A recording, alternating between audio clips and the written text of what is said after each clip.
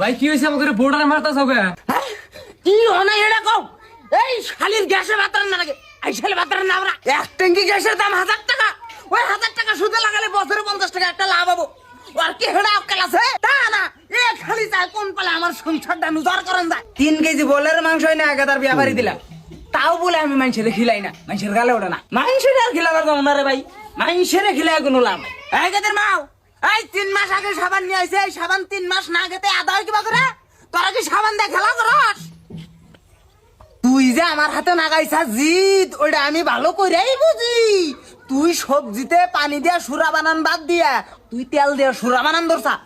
আমি তোরে তেল এনে দেখাবো না, যাওয়া মাসে আমি 200 গ্রাম তেল এনে দিছি। এত খরচ আমার একলা পিন্ডাই সম্ভব না।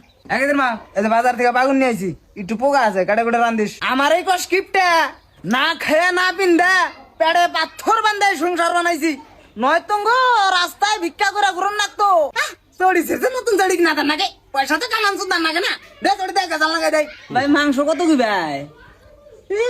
না গেদির মায়ের জিদ না হয়েছে মাংস না নাকি হুদা বাদা করে খাবার জানা। এই 6 মাস আগে 1 পা মাংস নিলাম, 7টা বইরা খাইলো, এখন আবার না নাকি কষে একলা পিন্ডে এত কি কুলায়। গেদের মা, এই তোমরা জানি রান্ধস না, না খাওয়ার জন্য না, নতুন নতুন তোমরা ধরছে বাজারে নিয়ে গেলি দাম পান যাবো, কচু রান্ধিস।